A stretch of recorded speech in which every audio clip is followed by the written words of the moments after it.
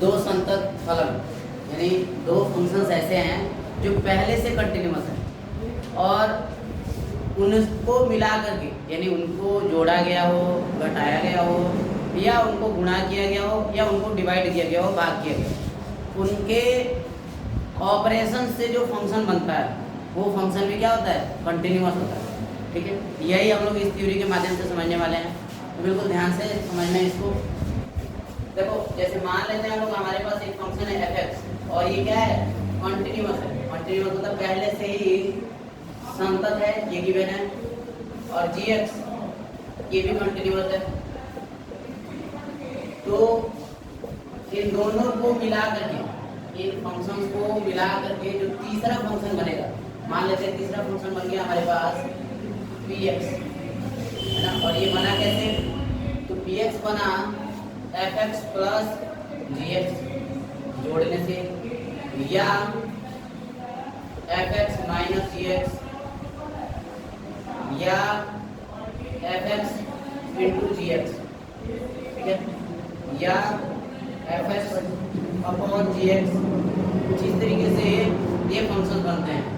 तो क्योंकि ये ऑलरेडी कंटिन्यूअस है, दोनों फंक्शन ऑलरेडी संतत है, तो इनको जोड़ो, घटाओ, गुणा करो, भाग करो, ये सारे फंक्शन जो आते हैं ये भी क्या होते हैं, कंटिन्यूअस होते हैं। लेकिन इसमें एक रूल आता है और वो रूल ये कह रहा है कि gx कभी भी जीरो नहीं होना चाहिए। यहाँ पे अगर ये gx जीरो हो जाता है, देखो ध्यान से समझना, अगर ये gx जीरो हो जाता है तो ये क्या हो जाएगा, fx अपॉन जीरो।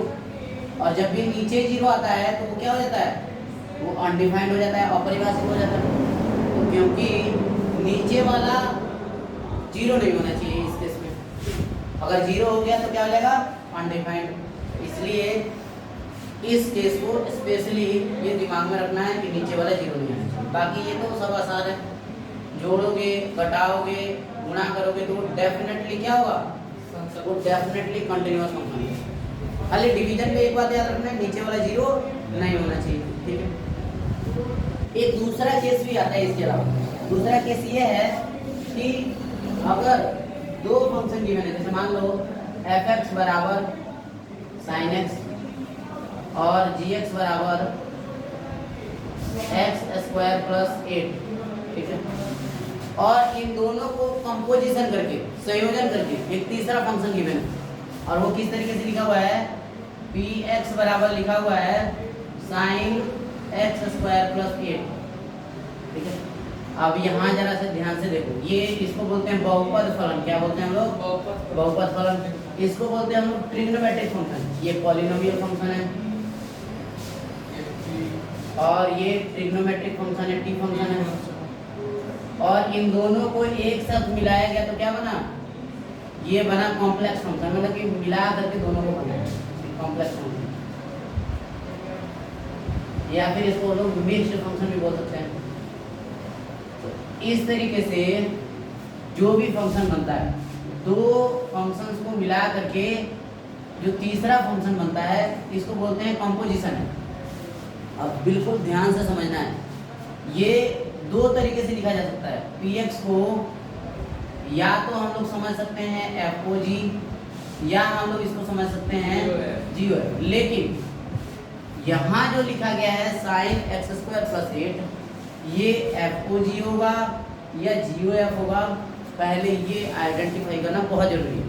क्यों जरूरी है, तो अगर मान लो हम लोग गलती से gof लिखते हैं और वो fog हो गया, तो एग्जामिनर इसको पूरा पूरा क्या कर देगा, कैंसिल कर देगा, वो तुम्हारा नंबर गायब।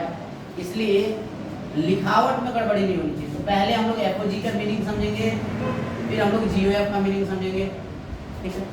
और fog और gof ये दोनों कॉन्सेप्ट हम लोग पढ़ चुके हैं क्लास 12 के सेकंड एंड फर्स्ट लेसन में, जिसको हम लोग कहते हैं रिलेशन एंड फंक्शन। दोनों में हम लोग पढ़े हुए हैं रिलेशन एंड फंक्शन में कि दो फंक्शंस को कैसे कंबाइन करते हैं, दो फलनों को कैसे आपस में मिलाते हैं, ठीक है। तो बिल्कुल ध्यान से समझना है। इसको पढ़ते क्या है, सबसे पहले हम लोग इसको पढ़ते हैं f कंपोजिशन g, इसको पढ़ते हैं g कंपोजिशन f। अब जरा चेक करते हैं कि एफ ओ जी है ये वाला फंक्शन या जी ओ एफ है, ठीक है। तो क्या चेक करने का तरीका क्या है, तो इसके पीछे x लगा दो, इसके भी पीछे x लगा दो। अब देखो जब भी x लगाते हैं और ये वाला x एंट्री करेगा इसमें, तो ये जो कंपोजिशन का साइन, ये कंपोजिशन का साइन है, संयोजन का साइन, ये गायब हो जाएगा, ये हो जाएगा एफ जी एक्स। सेम तरीके से इसमें भी एंट्री कराते हैं तो ये हो जाएगा जी एफ एक्स, ठीक है। अब ये बताओ कि gx का मान कितना दे रखा है, gx का मान कितना दे रखा है, x स्क्वायर प्लस 8 दे रखा है, x स्क्वायर प्लस 8, और fx का मान कितना दे रखा है sin x। अब जरा ध्यान दो, fx का मान दे रखा है sin x, मैंने x को उठा करके sin के बाद लगा दिया, वैसे यहाँ पे जो है इसको भी उठा करके sin के बाद लगा दो, तो ये हो जाएगा sin x square plus 8। Same तरीके से इसका वैल्यू निकालते हैं, fx का वैल्यू कितना दे रखा है sin x, और देखो gx का वैल्यू क्या कर रहा है, x को स्क्वायर कर रहा है फिर 8 जोड़ रहा है, यानी x यहाँ पे रखेंगे तो x का स्क्वायर करेगा, y रखेंगे तो y का स्क्वायर और 8 जोड़ेगा, वैसे यहाँ पे ये रखे तो इसका स्क्वायर और 8 जोड़ेगा, sin स्क्वायर x और प्लस 8। अब जरा ध्यान से देखो ये वाला जो फंक्शन दे रखा है ये किसके बराबर आया, एफ ओ जी के बराबर है ना, किसके बराबर आया, एफ ओ जी। ये वाला बात क्या हो गया, गलत हो गया, यानी हमें बिल्कुल सावधानी से ये पता करना है कि एफ कंपोजिशन जी है या जी कंपोजिशन है एफ है।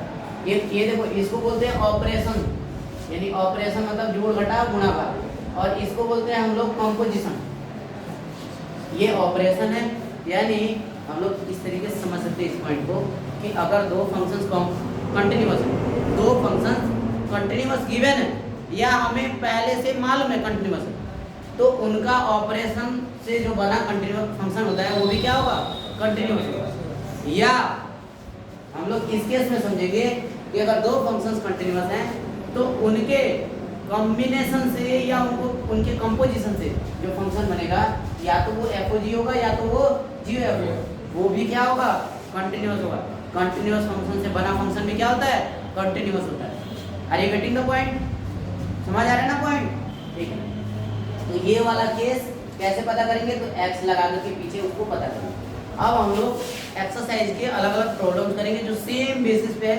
एक्सरसाइज के जो एंड के प्रॉब्लम्स है ना, जो सबसे आखिर के प्रॉब्लम्स हैं, यानी कि 20, 21, 22, 23, 24 इस टाइप के जो प्रॉब्लम्स हैं उन प्रॉब्लम्स को हम लोग करेंगे, ठीक है।